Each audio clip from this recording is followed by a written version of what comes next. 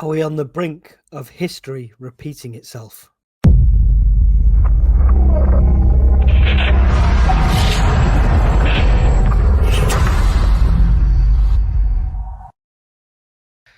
Hi preppers, I don't like doing many news and fear videos anymore, but I think this was worth digging into and looking at. People have sent me links. I'm going to share the links that I'm referencing below in this video. I'm reading material that is out there and available and citing the sources, and I've got my own notes all made up here. So I am going to be reading stuff as well. So for those that say I'm just reading a script, of course I am. I prepare before these videos. It's not just a rant like the charge times.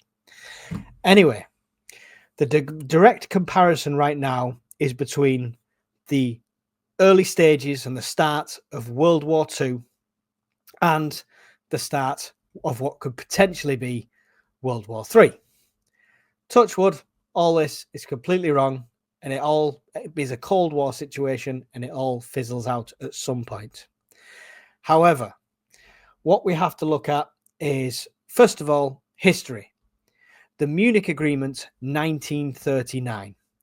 That was between Nazi Germany at the time, the UK, France, Italy, and a few others, and it was for the German annexation of parts of Czechoslovakia. Now,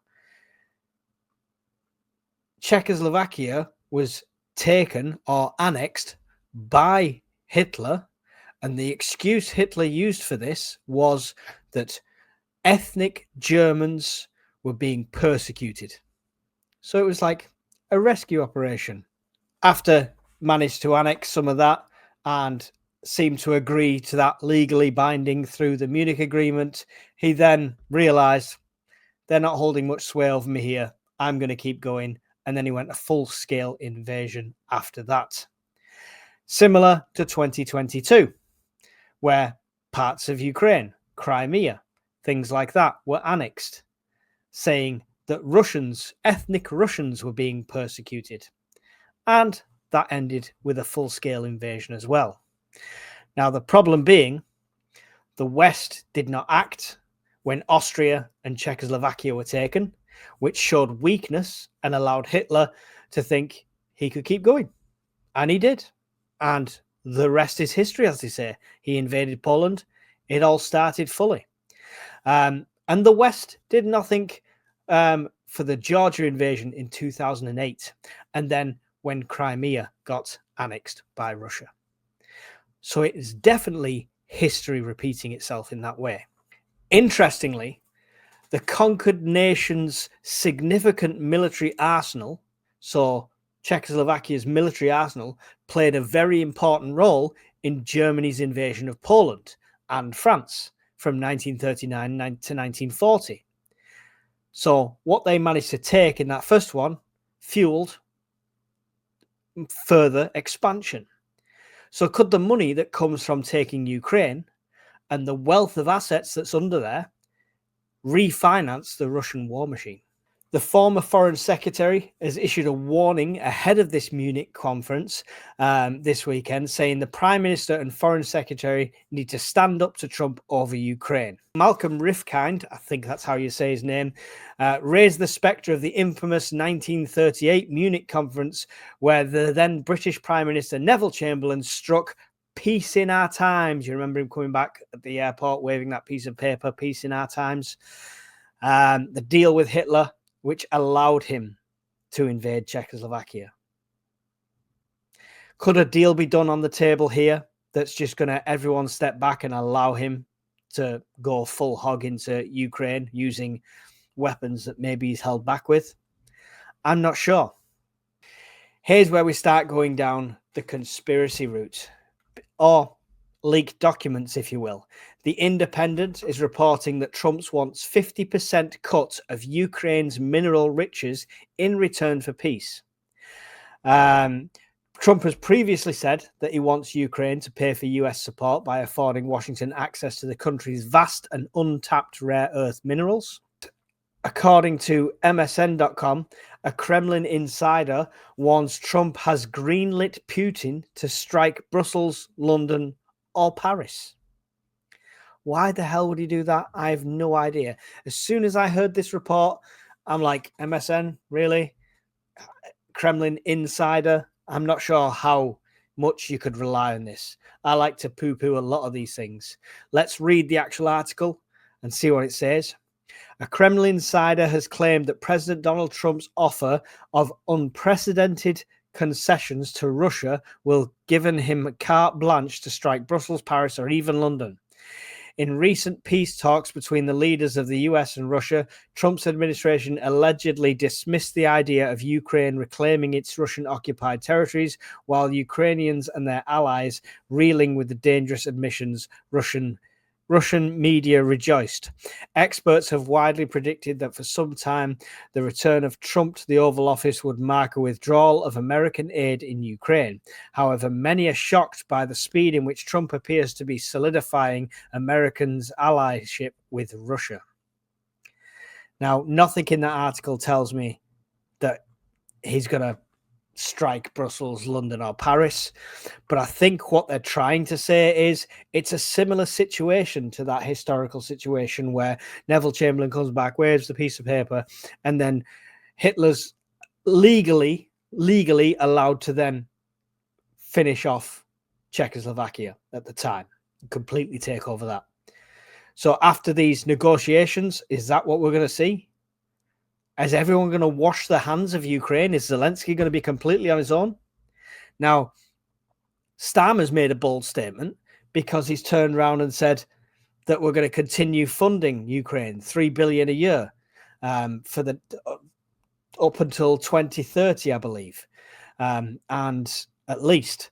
And then also saying we could put boots on the ground in Ukraine. Now, this is not a force to fight an invasion or anything like that. This is a condition if there was peace, because he's saying that as peacekeepers, allegedly. But it's a very bold statement to say you'd be willing to put boots on the ground, because everyone else has avoided saying that. And we've said since this whole thing kicked off, British people or European troops in uniform, boots on the ground, fighting in Ukraine, that is the start of World War III. Don't forget, we're not going to have a paper printed. We're saying it's war, like it's literally declared with a little flag. We don't know it's war until it's already started.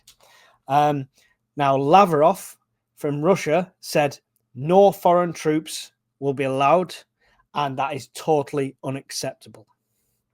So I'm not sure. I have no idea how these negotiations are going to go. And I'm sure a lot of people felt the same, at the time during World War II. Luckily, they weren't as plugged into the internet and connected as we were. So a lot of people probably didn't know anything about it. They heard stories about that nasty Mr. Hitler, but they didn't know the negotiations were going on and stuff like that. Right now, we've got a front seat to it all. We're watching it all unfold, but I'm not sure what we get from the mainstream media is the full narrative, because it never usually is. So we've got to try and read between the lines. And some of these sources, you might not trust MSN as a source. You might not trust The Independent as a source or anything like that, or even Sky News. You might not trust any of these. But these aren't complete crazy tabloid places reporting about a Kremlin insider, reporting that Trump wants 50% of the minerals, reporting that Starmer and Lammy could be doing a Chamberlain.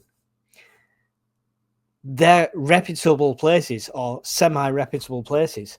And I don't think they'd even entertain it if there wasn't some truth between the lines there. It's crazy, the similarities, and there's loads of people that have done content out there comparing Putin to Hitler. And it's funny because Putin has accused Zelensky of having the Nazi ties and stuff like that, and saying that Russia's liberating it or what have you. But again, that just breeds another similarity between the two. They both rose to power at a time when a country was in economic crisis. Turning that round won the hearts and minds of the people to the point where they had a position of power where they couldn't be challenged. Elections were run, but it was never going to be a fair election. So they were then in absolute power, both of them. Similar situation. They then look to the history books and how they've been wronged in history to justify expansionism. And then to justify the actual conflict, the start of that expansionism, it's because people are being persecuted. Because you know what? They're always the good guys, the people in their own country. The Russians, Putin and the Russians to themselves are the good guys. I'm sure Hitler and the Germans at one point thought they were the good guys. Are we the baddies? But it's a scarily serious situation. And we've always talked about it being saber rattling and stuff like that. But it's getting to the point where there's no rattling left. There's no room for swinging anymore. We're at the crunch time where something has to be agreed to, disagreed to, and something needs to be done. The problem we've got is at the moment, we're a weak nation. Massively underspending on defense. We have been massively underspending since the 90s. It's been cut, and this is not a political line because it's been cut by Labour and Conservative alike and the coalition. So all parties, apart from new parties, have been responsible for this defense cut, stuff like that. And someone just needs to grow a pair and needs to turn around. If Starmer wants to actually get a bit of respect back in this position, it's not going to be giving us handouts. It's going to be, right, I'm sorry, guys, we're going to have to chop the benefits bill right down. Everyone who's on benefits and not working is going to have to be on the breadline, or the pensions, or whatever they decide to do it with. The fuel allowance they cut for no reason whatsoever, so why not? But they need to pick something, cut it, and say this money is now going to go into defense because of the state of the world at the moment. This is a statement. We need to show that we can back up what we say.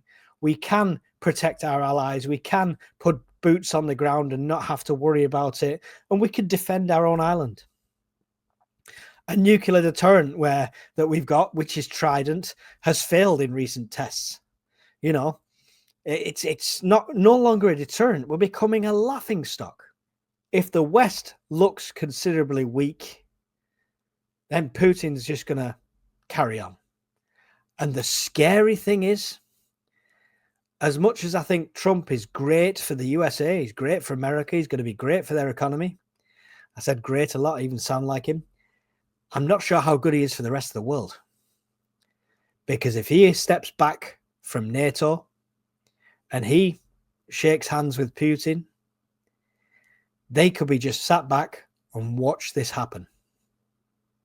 And how far that goes is another story. So that's it. I will, like I say, link all the sources in the video below. I'm trying not to be a fearmonger on this channel, trying not to do these news reports all the time and stuff like that. But like I say, people sent me these links and I want to try and dismiss them. But at some point, it's starting to look so similar to 1938 that it's scary. And it's doubled my monthly prepping budget, put it that way.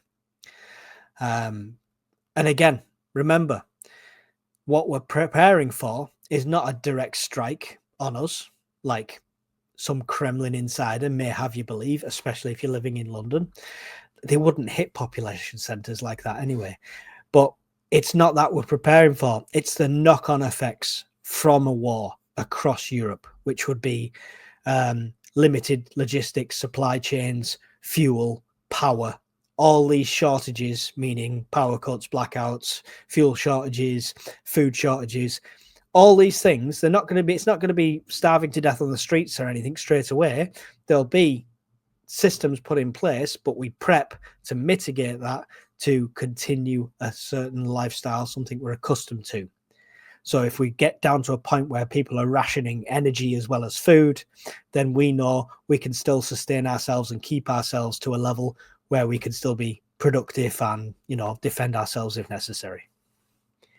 So that's it from me. Can't wait to see your comments on this one. I know I'm going to get trolls galore on this because I always do when I do some sort of news thing, but each their own. Carry on. I will read every single one of your comments. So please put them below.